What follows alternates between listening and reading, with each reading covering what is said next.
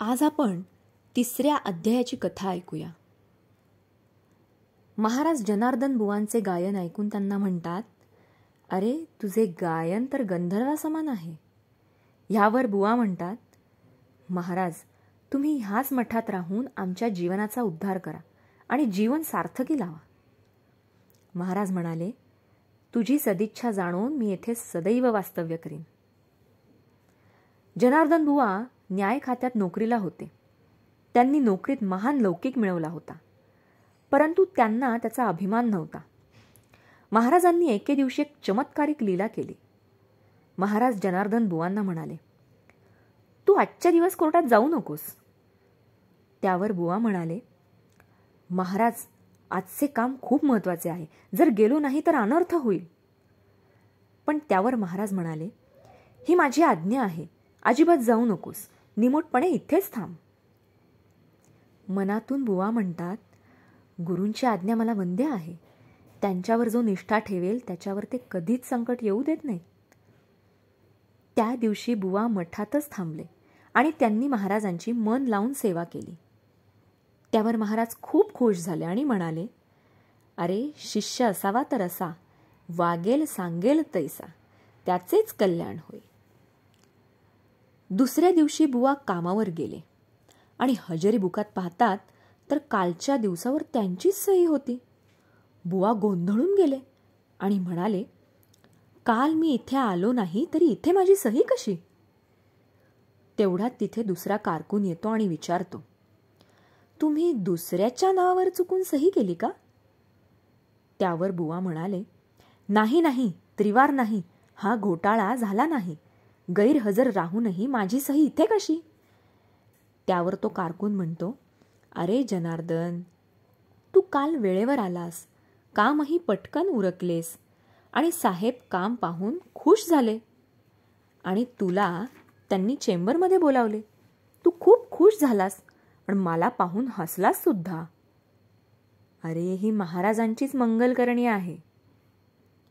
हे ऐकताच क्षणी बुवांच्या डोळ्यातून अश्रू ठिबकले आणि त्यांनी मनोमन गुरूंना वंदन केले. त्यानंतर बुवा घरी आले आणि त्यांनी महाराजांच्या चरणांवर लोळण घेतली. त्यावर महाराज म्हणाले, अरे तुझी लेखणी हातात धरून मी तुझेच काम केले.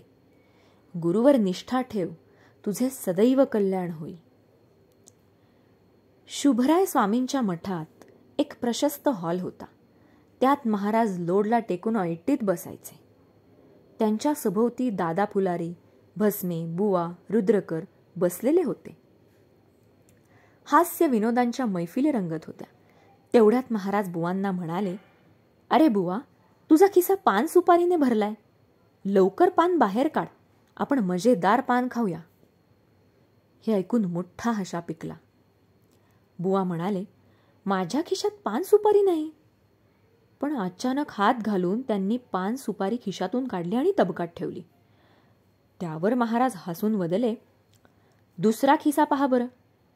बुवांनी चटकन दुसऱ्या खिशात हात घातला तर त्यातून वेलची, चुना आणि कात निघाले. महाराज म्हणाले, अरे सगळं असून सुद्धा तू मला नाही म्हणतोस? ह्यावर सगळे हसले. त्यावर महाराज म्हणाले, अरे मी तुझी गंमत पाहत होतो. मला पानाची भूक लागली आणि आपसुकच युक्ती सुचली.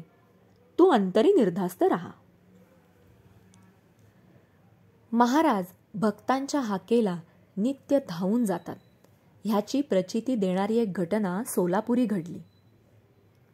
गोकुळ अष्टमीचा दिवस ज्याप्रमाणे पंढरीत साजरा केला जातो, अगदी तशीच यात्रा सोलापुरात भरते. त्या रथयात्रेत पांडुरंगाच्या मूर्तीजवळ फक्त जनार्दनच बसलेले होते. मूर्तीला पूर्णपणे जपत होते. इकडे शुभराय स्वामींच्या मठात महाराज बसले होते. ते जोरात म्हणाले, अरे तो रथ मोडतोय, त्याचा आस तुटेल आणि रथ क्षणात मोडेल. माझा जनार्दन खाली पडेल. असे म्हणून महाराज क्षणात धावून गेले आणि महाराजांनी आपले मनगट चाकात घातले. हे दृश्य पाहून जनार्दन बुवांनी चटकन खाली उडी घेतली आणि जेव्हा महाराजांचा हात बाहेर काढला तेव्हा रक्त मांस सर्व झडून गेले होते आणि नुसत्या अस्थी दिसत होत्या. हे पाहून बुवा स्फुंदून स्फुंदून रडू लागले. त्यावर महाराज म्हणाले, अरे तू पडला असतास म्हणून धावून आलो, मला काही झाले नाही.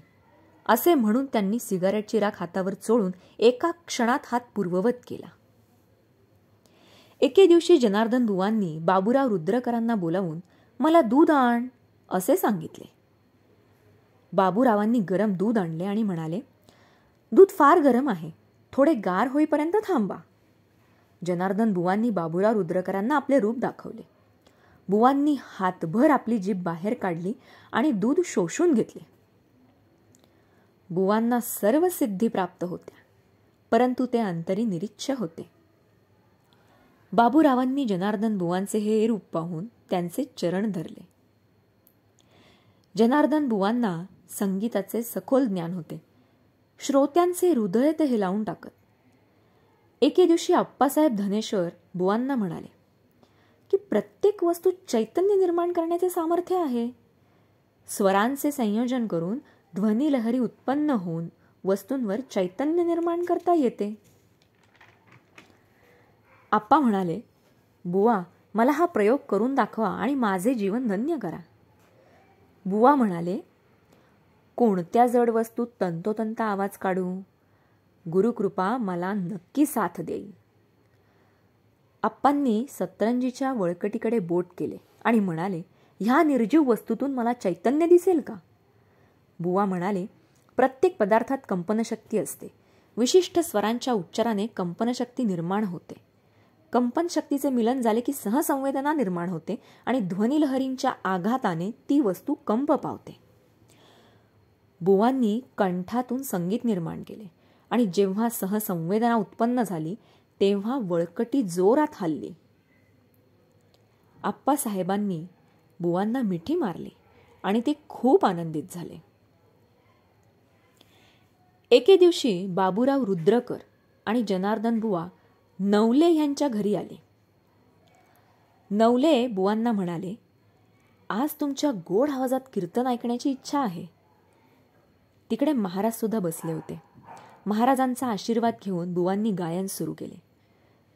गोऱ्या कुंभाराची गोष्ट सांगताना त्यांचे नयन अश्रूंनी भरले आणि साऱ्या भक्तांसोबत बुवा महाराज नाचू गाऊ लागले.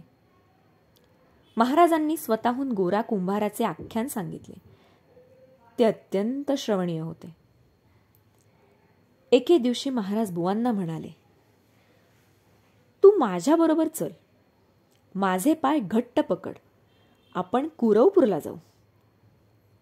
बुवांनी चरण धरले आणि वायू वेगाने ते दोघेही कुरवपूरच्या एका अत्यंत सुंदर गृहेत प्रवेशले. महाराजांनी एका आसनाकडे बोट केले आणि म्हणाले, या सुंदर सिंहासनावर श्रीपाद श्री वल्लभ विराजमान होते. हे आसन खूप पवित्र आहे.